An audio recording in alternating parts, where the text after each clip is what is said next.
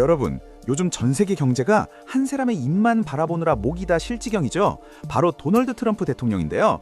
이달 말로 예정됐던 시진핑 주락과의 만남을 갑자기 한 달 뒤로 미뤄달라 요청했어요. 겉으로는 전쟁 때문에 바쁘다는데 사실 이건 단순한 일정 조정이 아니에요. 트럼프의 머릿속은 지금 거대한 협상판으로 가득 차 있어요. 중국아, 내가 가기 전에 네가 할 일 있지 않니? 라고 넌지시 압박을 넣는 거죠. 이 회담 연기는 일종의 입국컷이자 중국의 충성심을 확인하려는 고도의 전략이에요. 과연 시진핑은 이 미끼를 덥석 물까요? 사실 이번 이란 전쟁, 아야톨라 하메네이를 단번에 제거했을 때만 해도 승전고를 울리는 듯했죠. 하지만 이란의 저항은 끈질겼고 호르무즈 해협은 사실상 봉쇄됐어요. 단기전으로 끝내려던 계획이 꼬이면서 트럼프의 자존심에도 금이 가기 시작했죠. 전쟁이 길어지면 가장 먼저 비명을 지르는 건 역시 숫자예요. 국제 유가는 배럴당 $100를 돌파했고 미국 내 휘발유 가격은 갤런당 $4를 위협하고 있죠. 트럼프에게 이건 단순한 물가가 아니라 11월 중간 선거를 날려버릴 수 있는 시한폭탄과 같거든요. 여기서 트럼프의 아주 독특한 해결법이 등장해요. 우리 기름길이 막혔으니 너희도 군함 좀 보내라 라고 동맹국들의 호통을 친 거죠. 그런데 더 놀라운 건 적성국인 중국에게까지 손을 내밀었다는 사실이에요. 2차 세계대전 이후로 단 한 번도 없었던 전시 공동작전을 제안한 거예요. 중국은 호르무즈 해협을 통해 원유의 90%를 수입하니까 니들이 지키는 게 당연하지 않냐는 논리죠. 즉 회담하고 싶으면 군함부터 보내서 성의를 보여라 라는 뜻이에요. 미국 혼자 피 흘리며 기름길을 닦아주지 않겠다는 아주 트럼프다운 거래 방식인 셈이죠. 하지만 시진핑의 머릿속은 트럼프보다 더 복잡할지도 몰라요. 전쟁 초기에는 트럼프의 눈치를 보느라 대만 근처에서도 조용히 지냈거든요. 회담을 앞두고 괜히 긁어부스럼 만들지 말자는 계산이었죠. 미국이 대만에 팔려던 무기까지 일시 보류해주니 잠시 평화가 찾아왔는 듯 했어요. 그런데 말이죠, 최근 중국의 태도가 돌변했어요. 잠잠하던 대만 방공식별구역에 다시 전투기들이 무더기로 나타나기 시작한 거예요. 미국이 중동전쟁에 정신이 팔려있는 틈을 타서 슬쩍 간을 보는 거죠.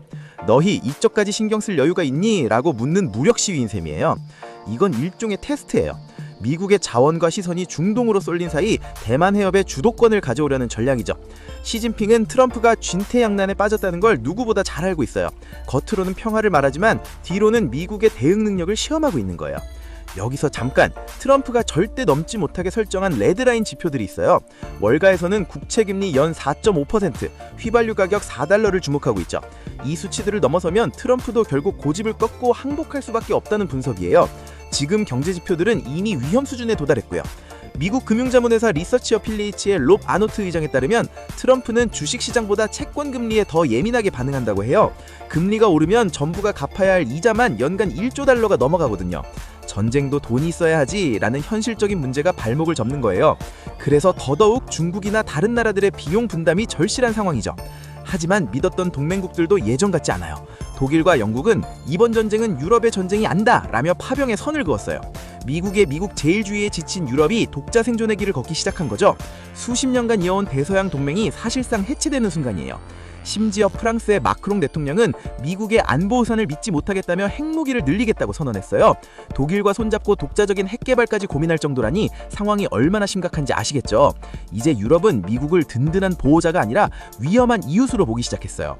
이런 틈을 타서 러시아는 우크라이나에 대규모 공습을 퍼붓고 있어요. 세계의 시선이 중동에 꽂힌 사이 푸틴은 쾌재를 부르며 전세를 뒤집으려 하죠. 우크라이나의 젤렌스키 대통령은 우리의 관심이 멀어지고 있다며 애타게 지원을 호소하고 있는 상황이에요. 자, 그럼 다시 시진핑의 자리로 돌아가 볼까요? 중국은 트럼프의 파병 요청을 한마디로 거절했어요. 각국은 군사 행동을 중단하라 라며 오히려 미국의 전쟁 수행을 비판했죠. 중국 입장에선 이란과도 친한데 굳이 미국 편을 들어서 중동에 어기될 이유가 전혀 없는 거예요. 중국은 비공식적으로 이란 원유의 80%를 사주는 큰손이에요. 트럼프가 기름길 지키라고 압박해도 중국은 이미 이란과 뒷거래를 통해 기름을 챙기고 있을 가능성이 크죠. 시진핑에게 트럼프의 요청은 내 돈 써서 남의 전쟁 도와달라는 억지로 들릴 뿐이에요. 결국 미중 정상회담의 연기는 양국 관계가 다시 얼어붙는 신호탄이 됐습니다. 트럼프는 중국이 도와주지 않으면 회담도 없다는 자세고 중국은 우릴 압박하지 마라 하며 대만에서 무력 시위로 맞서고 있죠. 두 리더의 자존심 싸움이 세계 경제를 인질로 잡고 있는 형국이에요. 한국과 일본의 속내도 복잡하긴 마찬가지예요. 트럼프는 일본 총리에게 직접적으로 군함 파견을 요구할 기세거든요. 미국의 안보우산 밑에 있고 싶으면 그만큼 값을 내라는 거죠. 우리나라도 예외는 아니에요. 주한미군 전력이 중동으로 빠져나가는 상황까지 대비해야 하니까요.